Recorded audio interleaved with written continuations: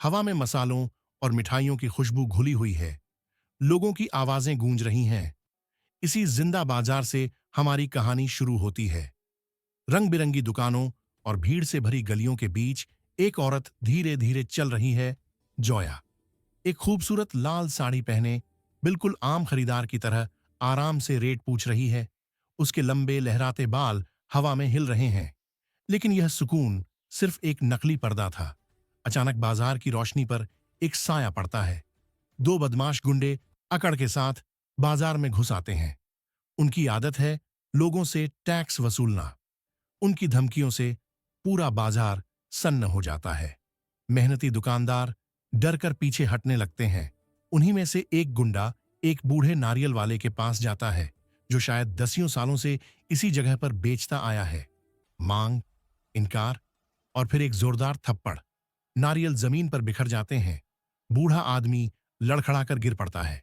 पूरा बाजार खामोश हो जाता है। लोग बस देखते रह जाते हैं, बेबस, डरे हुए। इसी पल सब कुछ बदल जाता है। भीड़ में से जोया आगे बढ़ती है। उसकी आंखों में वो डर नहीं था जो दूसरों में था। वो अकेली औरत लाल साड़ी में उन गुंडों के सामने खड़ी हो जाती है। ना चिल्लाती है, न धमकाती है, बस सख्ती और हिम्मत से उनकी तरफ देखती रहती है। उसका यह शांत साहस किसी हथियार से कम नहीं था।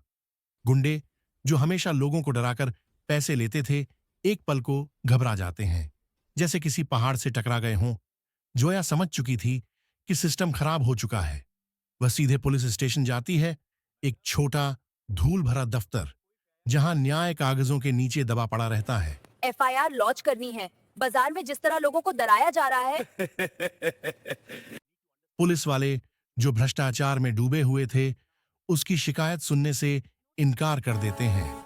मैडम, जग्गा के लोगों पे कोई एफआईआर नहीं करता, हम कुछ नहीं कर सकते। आखा, समझ गई?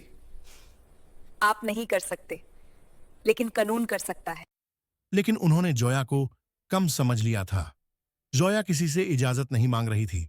काउंटर पर सीधी खड़ी, उसका इरादा और मजबूत हो जाता है।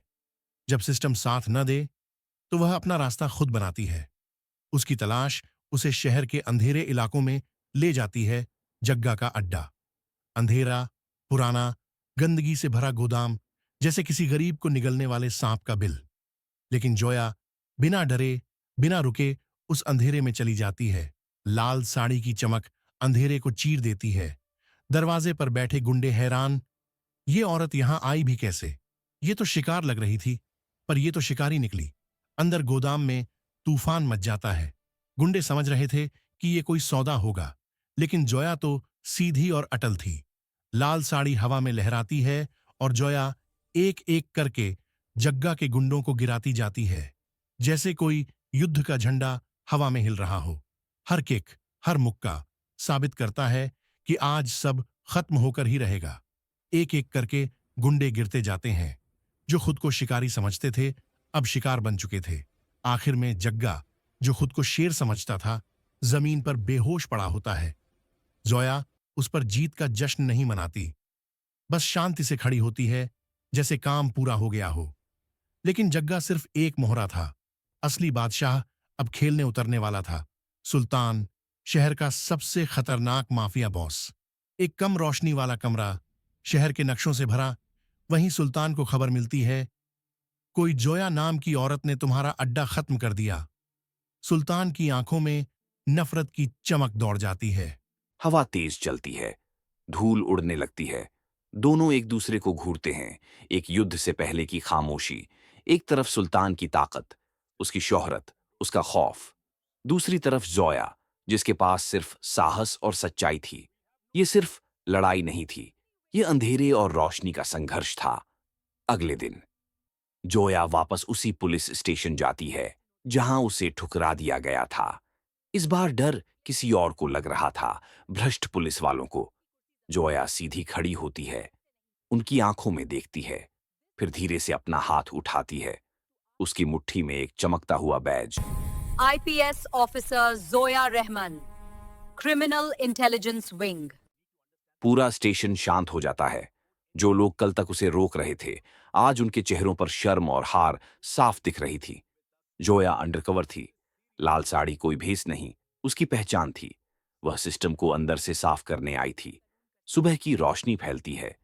बाजार अब पहले जैसा नहीं। डर गायब, फूलों की खुशबू, लोगों की हंसी, दुकानदारों की राहत, और इन सब के बीच जोया अपनी लाल साड़ी में गर्व से गुजरती है, उम्मीद का झंडा बनकर। वह एक मुसाफिर थी, लेकिन अब इस बाजार की रखवाली बन चुकी है।